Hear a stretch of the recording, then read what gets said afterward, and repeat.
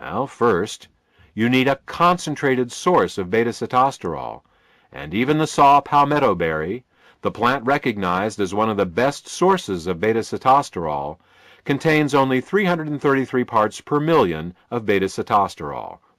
To get 1 gram of beta-sitosterol from saw palmetto, you would need to have over 6.5 pounds of saw palmetto berries. Furthermore, beta-sitosterol is very poorly absorbed orally. Less than 5% of what you take by mouth makes its way into the bloodstream, and then even less gets to the prostate itself. Thus, to absorb 1 gram of beta-sitosterol a day from saw palmetto berries, you would actually need to eat over 132 pounds of the berries a day. Ellagic acid is found in raspberries and pomegranates, but again, we have the same problem with absorption and concentration. Unless you have the digestive capacity of a 500-pound mountain gorilla, and you spent all day stuffing yourself with saw palmetto berries and raspberries, you would need to get a more concentrated source of beta-sitosterol and ellagic acid. So, the first 2 ingredients we chose to put in endosterol were concentrated forms of beta-sitosterol and ellagic acid. Okay, that takes care of the first 2 problems, hormonal inversions and cancer. Let's move on to problem number 3. The third cause of prostate problems is zinc deficiency. A zinc deficiency not only causes the prostate to operate less effectively, it can also cause it to enlarge.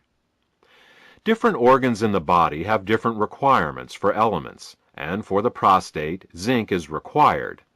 It may sound strange that some organs need more of one element than another, but you already know of the most common example. It's called goiter. While the younger generation may not be as familiar with this, the older generation will be.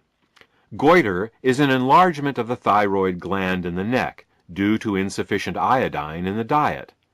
Iodine is a heavy element, and rain typically washes it out of mountainous soil into the rivers and eventually into the sea.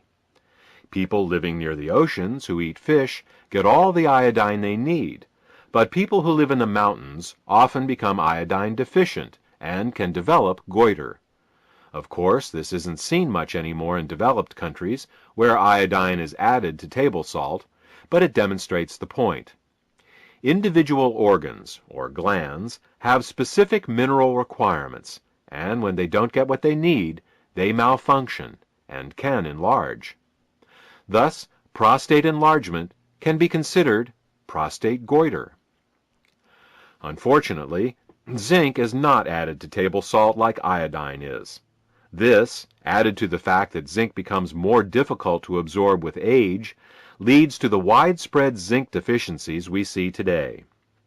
Keeping in mind that we not only need to supplement with zinc, but deliver it to the body in a highly absorbable form, the third ingredient in endosterol is pumpkin extract, which is high in bioavailable zinc. The fourth cause of prostate problems is cadmium toxicity. Cadmium toxicity is actually related to zinc deficiency in the sense that low zinc levels can cause cadmium toxicity. Cadmium is a toxic heavy metal, commonly found in soft drinks, seafood, cigarette smoke, plastics, water softeners, and other places. Cadmium can cause chronic fatigue, hair loss, high blood pressure, arthritis, impotence, and of course, prostate problems. Cadmium owes its unique ability to damage the prostate to its similarity to the element zinc.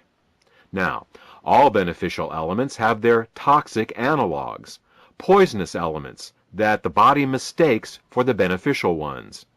This is due to similarities in the atomic radius and electrical charge of certain elements. Thus, the body mistakes aluminum for magnesium, lead for calcium, mercury for selenium, and cadmium for zinc. Now, the prostate needs zinc to function, and it is often zinc deficient, So when it sees some toxic cadmium floating by in the bloodstream, it thinks, oh good, here's some zinc, I need that, and it gobbles it right up.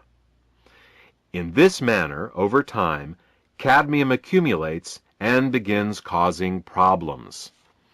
If a man were to take supplemental zinc his whole life, it would offer some protection against cadmium absorption, but even so, some cadmium is bound to make it to the prostate. The only way to deal with cadmium is to remove it with a chelator. A chelator is an ingredient that has a very strong attraction to a particular element.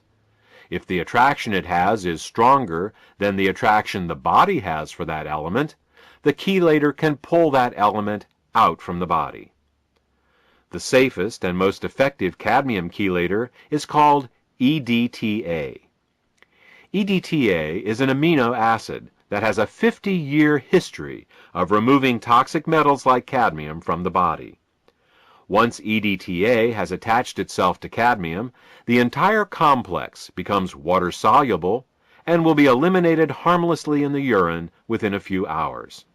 Thus, EDTA is the fourth ingredient in indosterol. The fifth cause of prostate problems is calcium deposits in the prostate. We've discussed cadmium, and we can agree that it is a toxic metal. But what about calcium? Isn't calcium vital for our health? Absolutely. Calcium keeps our bones and teeth healthy and has many important roles to play in our biochemistry. What is not commonly known is that as we age, calcium migrates from the bones and teeth, where it belongs, into the soft tissues and organs of the body. When calcium does this, it turns from a beneficial mineral into a pathological one.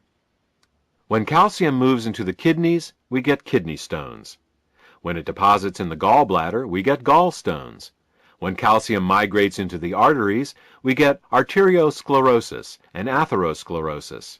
When calcium gets into the joints, we get arthritis.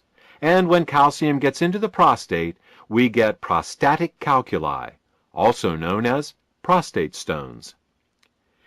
In addition to being a gland, the prostate is also a small pump, and like any pump, it needs to be free of debris to function properly. As we age, these tiny prostate stones accumulate, reducing the prostate's health and functionality. Now, there are two ways to remove prostate stones. The first is a medical procedure that involves a catheterization. Ouch! The second is with EDTA, which goes in and pulls the calcium out, just like it removes the cadmium. Thus, EDTA serves double duty, supporting both the removal of toxic cadmium and also calcium stones.